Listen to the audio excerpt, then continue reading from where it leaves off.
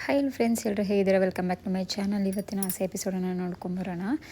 ಇವತ್ತು film actor ಮನೆಯಲ್ಲಿ ಮೀನಾ flower ಡೆಕೋರೇಷನನ್ನು ಮಾಡಿರ್ತಾಳೆ. ಅದ್ರ ಜೊತೆಗೆ ವಿಶಾಲಾಕ್ಷಮ್ಮನೂ ಸಹ ಮಾಡಿರ್ತಾರೆ. ಆಚೆಗಡೆ ಡೆಕೋರೇಷನ್ ಎಲ್ಲ ಮೀನದು, ಒಳಗಡೆ ಡೆಕೋರೇಷನ್ ಎಲ್ಲ ವಿಶಾಲಾಕ್ಷಮ್ಮ ಮಾಡಿರ್ತಾರೆ.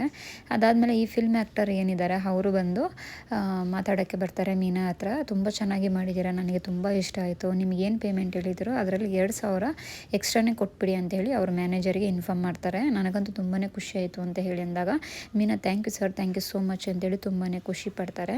ಅದೇ ಟೈಮ್ಗೆ ವಿಶಾಲಾಕ್ಷಮ್ಮನೂ ಸಹ ಬರ್ತಾಳೆ. ಸರ್ ನಮ್ಮ ಪೇಮೆಂಟು ಅಂತ ಹೇಳಿ ಕೇಳಿದಾಗ, ನಿಮ್ಮ ಪೇಮೆಂಟ ಕೊಡೋಣ ಅಂತ ಹೇಳಿ ಆ್ಯಕ್ಟರ್ ಅಂತಾನೆ.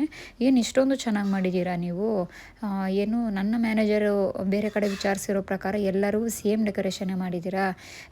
ನಿಮಗೆ ಒಳಗಡೆಗಿಂತ ಆಚೆಗಡೆ ಡೆಕೋರೇಷನ್ ಮೀನವರೇ ಎಷ್ಟು ಚೆನ್ನಾಗಿ ಮಾಡಿದ್ದಾರೆ, ನಿಮಗೆ ಕೊಟ್ಟು ತಪ್ಪು ಮಾಡಿಬಿಟ್ಟೆ ನಾನು. ಮೀನಾಗೆ ಫುಲ್ ಡೆಕೋರೇಷನ್ ಕೊಡಬೇಕಿತ್ತು ನಾನು, ನೀವೇನೋ ಚೆನ್ನಾಗಿ ಮಾಡ್ತೀರಾ ಅಂತ ಕೊಟ್ಟೆ, ನೀವು ಈ ರೀತಿ ಮಾಡಿದ್ದೀರಾ ಅಂತ ಅಂತಾಳೆ. ಸರ್ ಏನು ಸರ್ ಹಂಗಂತ ಇದ್ದೀರಾ? ಇಲ್ವಲ್ಲ ಸರ್ ಅಂದಾಗ, ಇಲ್ಲ ನಾನು ನೆಕ್ಸ್ಟ್ ಟೈಮಿಂದ ನಿಮ್ಗೆ ಯಾವುದೇ ಒಂದು ನನ್ನ ಡೆಕೋರೇಷನ್ನು ನಿಮಗೆ ಒಪ್ಸೋದಿಲ್ಲ, ಇವತ್ತೇ ಲಾಸ್ಟು, ನಿಮಗೇನು ಪೇಮೆಂಟ್ ಮಾತಾಡಿದ್ದಾರೆ ಅದರಲ್ಲಿ 2,000 ಕಮ್ಮಿ ಕೊಡಿ ಇವರಿಗೆ ಅಂತೇಳಿ ಮ್ಯಾನೇಜರ್ಗೆ ಇನ್ಫಾರ್ಮ್ ಮಾಡ್ತಾನೆ.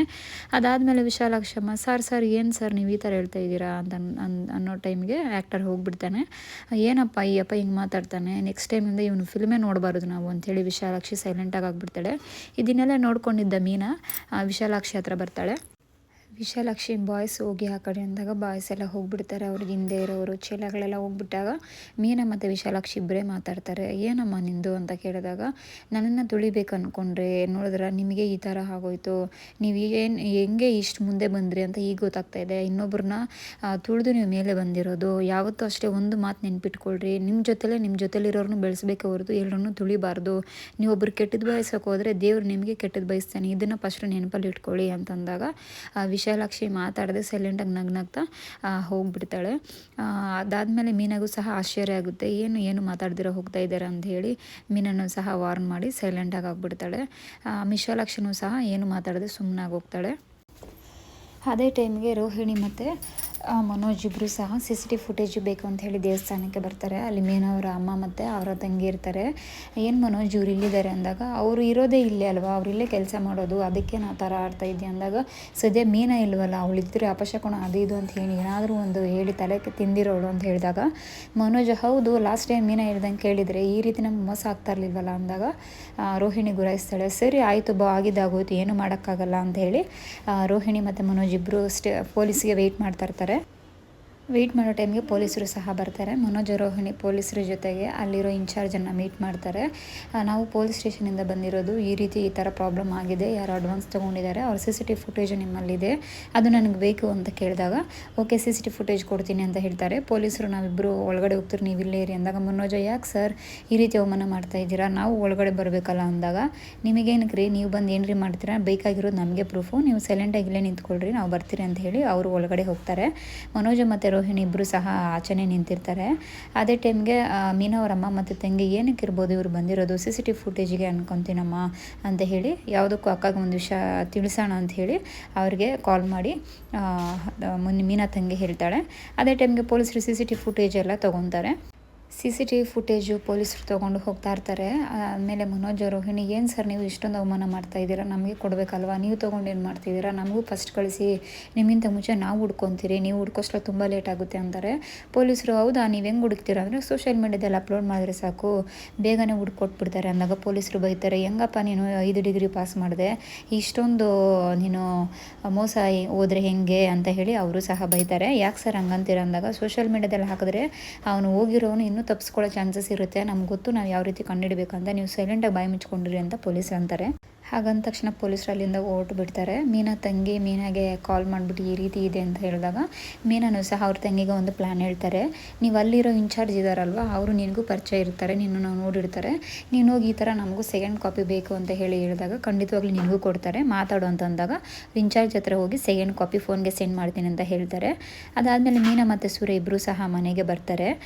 ಮನೆಗೆ ಬಂದು ಒಬ್ರಿಗೊಬ್ರು ಮಾತಾಡ್ಕೊತಾ ಇರ್ತಾರೆ. ಬ್ರೇಕ್ಫಾಸ್ಟ್ ಹಾಕೊಬರ್ತೀನಿ ಅಂದಾಗ ಸೂರ್ಯ, ಬೇಡ ನಾನು ತಿನ್ಕೊಂಬಂದೆ ಅಂತ ಹೇಳ್ತಾರೆ. ನೀವು ಫಸ್ಟ್ ಹೇಳಬೇಕು ತಾನೇ ರೀ, ನಾನು ವೆಯ್ಟ್ ಮಾಡ್ತಿದ್ದೆ ನಿಮಗೆ ಅಂತಾರೆ. ಅದೇ ಟೈಮ್ಗೆ ಮನೋಜ ಮತ್ತು ರೋಹಿಣಿ ಇಬ್ಬರು ಬರ್ತಾರೆ. ಎಲ್ಲೋಗಿದ್ರಿ ಗಂಡ ಹೆಂಡ್ತಿ ಅಂತ ಕೇಳ್ತಾರೆ. ಹೀಗೆ ಸುಮ್ಮನೆ ಹೋಗಿ ಬಂದ್ರಿ ಆಚೆಗಡೆ ಅಂದಾಗ, ನನಗೆ ಯಾಕೆ ಸುಳ್ಳು ಹೇಳ್ತೀಯ, ನನಗೆ ಗೊತ್ತು ನೀವು ಎಲ್ಲೋಗಿದ್ರಿ ಅಂತ ಹೇಳಿ ಮನೋಜ ಮತ್ತು ರೋಹಿಣಿ ಅಂತಾರೆ. ನಿಮಗೊಂದು ಗುಡ್ ನ್ಯೂಸ್ ಹೇಳಬೇಕು ಅಂತ ಹೇಳಿ ಸೂರ್ಯ ಅಂತಾನೆ. ಏನಪ್ಪ ಅದು ಗುಡ್ ನ್ಯೂಸ್ ಅಂದರೆ, ಮೊನ್ನೆ ಮಲೇಷ್ಯಾದಿಂದ ಬಂದಿರಲ್ವ ಅವರು ಮತ್ತೆ ರಿಟರ್ನ್ ಹೋಗ್ತಾರೆ ಮಲೇಷ್ಯಾಗೆ ಅಂದರೆ, ಅದರಲ್ಲಿ ಏನು ನಮಗೆ ಗುಡ್ ನ್ಯೂಸ್ ಅಂತ ಮನೋಜ ಅಂತಾನೆ. ಹಂಗಲ್ಲಪ್ಪ, ಅವ್ರು ಯಾರೋ ಒಬ್ಬರು ಫ್ರೆಂಡ್ ಇದ್ದಾರಂತೆ, ಆಫೀಸರ್ ಇದ್ದಾರಂತೆ ಜೈಲಲ್ಲಿ ಅಂತ ಹೇಳ್ತಾರೆ. ಅವರಿದ್ರೆ ನಮಗೇನಂತ ಮನೋಜ ಅಂತಾನೆ. ಲೇ ಗುಬಾಲು, ಅವರು ಏನಾದರೂ ನೀವು ರೋಹಿಣಿ ಅವ್ರ ಅಪ್ಪನೇ ಆಗಿದ್ರೆ ಏನೋ ಮಾಡ್ತೀಯ ಅಂತ ಹೇಳಿ ಮನೋಜ ಅಂತಾನೆ.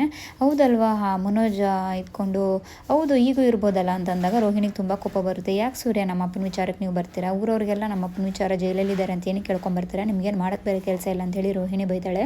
ಮನೋಜನು ಸಹ ರೋಹಿಣಿ ಗುರಾಯಿಸೋದಕ್ಕೆ, ಹೌದು ನೀನೇನಕ್ಕೆ ಅದರಲ್ಲೆಲ್ಲ ತಲೆ ಹಾಕ್ತೆ, ನಮ್ಮ ಕೆಲಸ ನಾವು ಏನೋ ಮಾಡ್ಕೊತೀರಿ, ನಿಮ್ಮ ಪಾಡು ನೀವು ಸುಮ್ಮನೆ ಇರೋಕ್ಕಾಗಲ್ಲ ಅಂಥೇಳಿ ಮನೋಜನು ಸಹ ಅಂತಾನೆ. ಸೂರ್ಯ, ಹೌದಪ್ಪ ನಿನ್ನೆ ಹೇಳ್ತಾ ಇದ್ದೆ ವಿಚಾರಿಸ್ಬೇಕು ಅಂದ್ಬಿಟ್ಟು, ಈಗ ನಿಮ್ಮ ಹೆಂಡ್ತಿ ನೋಡಿದ ತಕ್ಷಣ ಬೈಕೆ ಟಾಪಿಕೇ ಚೇಂಜ್ ಮಾಡಿಬಿಟ್ಟೆ ನೀನು, ರಾಜಕೀಯದಲ್ಲಿದ್ದಿರೋ ತುಂಬ ಚೆನ್ನಾಗಿರೋದು ಅಂಥೇಳಿ ಸೂರ್ಯ ಅಂತಾನೆ.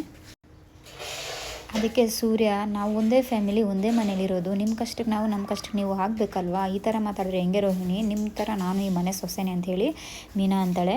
ಅದಾದಮೇಲೆ ನಿಮ್ಮ ವಿಚಾರಕ್ಕೆ ನಾವು ಇನ್ಮೇಲೆ ಏನೂ ಬರೋದಿಲ್ಲ, ತಪ್ಪಾಯಿತು ಅಂಥೇಳಿ ಮೀನಾ ಸೂರ್ಯ ಸುಮ್ಮನೆ ಆಗೋಗ್ತಾರೆ. ರೋಹಿಣಿ ಮತ್ತು ಮನೋಜ ರೂಮ್ಗೆ ಹೋಗ್ತಾರೆ. ಅದಕ್ಕೆ ಮೀನಾ, ಏನು ರೀ ಇವರು ಈ ಥರ ಮಾತಾಡ್ತಾರೆ, ತುಂಬ ಬೇಜಾರಾಗುತ್ತೆ ಹಿಂಗೆಲ್ಲ ಮಾತಾಡಿದ್ರೆ ಅಂತಂದಾಗ ಸೂರ್ಯ, ಸರಿ ಚಾಯ ಕೊಟ್ಟಿರೋ ಕೂಲಿಂಗ್ ಗ್ಲಾಸ್ ತೊಗೊಬಾ ಅಂಥೇಳಿ ಇಬ್ಬರು ಸಹ ಹಾಕ್ಕೊಂಡು ಒಬ್ರು ಯೋಚನೆ ಮಾಡ್ತಾ ಇರ್ತಾರೆ, ಹೆಂಗೆ ಇವ್ರನ್ನ ಕಂಡುಹಿಡಿಯೋದು, ಏನಿದ್ರ ಮರ್ಮ ಅಂಥೇಳಿ. ಆಗ ಮೀನಾಗೆ ಒಂದು ಐಡಿಯಾ ಬರುತ್ತೆ. ಇವ್ರನ್ನ ನಮ್ಮ ಫ್ಯಾಮಿಲಿಗೆ ಕರೆಸಿದ್ದು ಕಸ್ತೂರಿ ಆಂಟಿ ಅಲ್ವಾ, ಅವ್ರನ್ನ ವಿಚಾರಿಸ್ರೆ ಹೆಂಗಿರುತ್ತೆ ಅಂಥೇಳಿ ಮೀನಾ ಕಂಡುಹಿಡ್ತಾಳೆ. ಹೌದು, ಒಳ್ಳೆ ಐಡಿಯಾ, ಅವರೇ ಅಲ್ವಾ ರೋಹಿಣಿನ ಮನೆ ಕರ್ಕೊಂಬಂದಿದ್ದು, ಇದು ಯಾವ ರೀತಿ ಏನು ಅಂಥೇಳಿ ಅವ್ರನ್ನೇ ವಿಚಾರಿಸೋಣ ಅಂತ ಹೇಳಿ ಇಬ್ಬರು ಸಹ ಪ್ಲ್ಯಾನ್ ಹಾಕ್ಕೊತಾರೆ. ಆ ಪ್ಲ್ಯಾನ್ ಪ್ರಕಾರ ನೆಕ್ಸ್ಟ್ ಡೇ ಕಸ್ತೂರಿ ಮನೆ ಆಂಟಿಗೆ ಹೋಗೋಣ ಅಂತ ಹೇಳಿ ಪ್ಲ್ಯಾನ್ ಮಾಡ್ಕೊತಾರೆ. ಅದೇ ಟೈಮ್ಗೆ ಕಸ್ತೂರಿನ ಸಹ ಶಾಂತಿ ಡ್ಯಾನ್ಸ್ ಕ್ಲಾಸ್ಗೆ ಬಂದು ವೆಯ್ಟ್ ಮಾಡ್ತಾ ಇರ್ತಾಳೆ. ಯಾಕೆ ಇನ್ನೂ ಶಾಂತಿ ಏನೂ ತೊಗೊಬಂದಿಲ್ಲ, ತುಂಬಾ ಹೊಟ್ಟೆ ಸಿತ್ತಿದೆಯಲ್ಲ, ಏನು ಮಾಡೋದು ಅಂಥೇಳಿ ಕಾಯ್ಕೊಂಡು ಕೂತಿರ್ತಾಳೆ. ಅದೇ ಟೈಮ್ಗೆ ಸೂರ್ಯ ಮತ್ತು ಮೀನಾ ಇಬ್ಬರು ಸಹ ಬರ್ತಾರೆ. ಕಸ್ತೂರಿಗೆ ಟಿಫನ್ ತೊಗೊಬಂದಿರ್ತಾರೆ. ನಿಮಗೋಸ್ಕರ ಒಂದು ಸ್ವೀಟ್ ತೊಗೊಂಬಂದಿದ್ದು ನೋಡಿ ಹೆಂಗಿದೆ ಅಂತ ಹೇಳಿ ಕೊಡ್ತಾರೆ. ಕನಸಲ್ಲಿ ನನಗೆ ನೀವು ಬಂದಿದ್ರಿ, ಈ ಥರ ಏನಾದ್ರು ತೊಗೊಬಾ ಅಂತ ಹೇಳೋ ಥರ ಇತ್ತು, ಅದಕ್ಕೋಸ್ಕರ ತೊಗೊಬಂದೆ ಅಂದಾಗ ಕಸ್ತೂರಿ ತುಂಬ ಖುಷಿಯಾಗಿ ಹೋಗ್ತಾಳೆ. ಕೊಡಪ್ಪ, ತುಂಬ ಹೊಟ್ಟೆ ಸಿತ್ತಾಯಿತು ನನಗೆ ಅಂತೇಳಿ ತಿಂತಾ ಇರ್ತಾಳೆ. ಅದೇ ಟೈಮ್ಗೆ ನನ್ನ ಫ್ರೆಂಡಿಗೆ ಮಲೇಷಿಯಾ ಹುಡುಗಿ ಬೇಕಂತೆ, ಫಾರಿನ್ ಹುಡುಗಿನೇ ಬೇಕಂತೆ ಅಂತ ಹೇಳ್ತಾ ಇದ್ದಾರೆ ಅಂತ ಅಂದಾಗ, ನನಗೆ ಯಾಕಪ್ಪ ಹೇಳ್ತೀಯ, ಬ್ರೋಕರ್ನ ಕೇಳಿದ್ರೆ ಗೊತ್ತಾಗುತ್ತಲ್ವ ಅಂದಾಗ, ರೋಹಿಣಿಗೂ ನೀವೇ ಅಲ್ವಾ ಹೇಳಿದ್ದು ಅವ್ರ ತಂದೆ ತಾಯಿ ಎಲ್ಲ ಇದ್ದಾರೆ ಅಂತೇಳಿ, ನಿಮಗೆ ಅದ್ರ ಬಗ್ಗೆ ಗೊತ್ತಿರುತ್ತೆ ಅಂತ ಹೇಳಿ ನಿಮ್ಮನ್ನು ಕೇಳಿದರೆ ಅಷ್ಟೇ ಅಂದಾಗ, ಇಲ್ಲಪ್ಪ ಅದ್ರ ಬಗ್ಗೆ ನಾನು ಖಂಡಿತವಾಗ್ಲೂ ಗೊತ್ತಿಲ್ಲ, ಅವ್ರ ಬಗ್ಗೆ ಏನಂದರೆ ಏನೂ ಗೊತ್ತೇ ಇಲ್ಲ ನನಗೆ ಅಂದಾಗ, ಮತ್ತು ನೀವೇ ಅಲ್ವಾ ರೋಹಿಣಿ ಫಾರಿನಿಂದ ಬಂದಿದ್ದಾರೆ ಅಂತ ಹೇಳಿದ್ದು ಅಂದಾಗ, ಇಲ್ಲ ರೋಹಿಣಿ ನನಗೆ ಮಸಾಜ್ ಮಾಡೋಕ್ಕೆ ಬರ್ತಿದ್ಲು, ಇಲ್ಲೇ ಎಲ್ಲ ಅಕ್ಕಪಕ್ಕ ದೂರೋಳೆ ನಾನು ಅಂದ್ಕೊಂಡು ನಾನು ಸಹ ಸುಮ್ಮನೆ ಅದೇ. ಆಮೇಲೆ ರೋಹಿಣಿನೇ ಹೇಳಿದ್ದು ನಾನು ಮಲೇಷ್ಯಾದಿಂದ ಬಂದಿದ್ದೀನಿ ಅಂತ ಹೇಳ್ತಾರೆ. ಆಗ ಸೂರ್ಯ ಮತ್ತು ಮೀನಾ ಒಬ್ರಿಗೊಬ್ರು ನೋಡ್ಕೊತಾರೆ. ಹೌದು ಇದು ಸುಳ್ಳು ಅಂತ ಹೇಳಿ ಅನ್ಕೊತಾರೆ. ಅಲ್ಲಿಗೆ ಇವತ್ತಿನ ಎಪಿಸೋಡು ಕಂಪ್ಲೀಟ್ ಆಗುತ್ತೆ. ಮುಂದಿನ ಎಪಿಸೋಡಲ್ಲಿ ಮೀಟ್ ಮಾಡೋಣ. ಆದಷ್ಟು ನನ್ನ ಒಂದು ವಿಡಿಯೋಸ್ ನಿಮ್ಗೆ ಇಷ್ಟ ಆದರೆ ಲೈಕ್ ಮಾಡಿ, ಶೇರ್ ಮಾಡಿ ಮತ್ತು ಸಬ್ಸ್ಕ್ರೈಬ್ ಮಾಡಿ. ಬಾಯ್ ಬಾಯ್.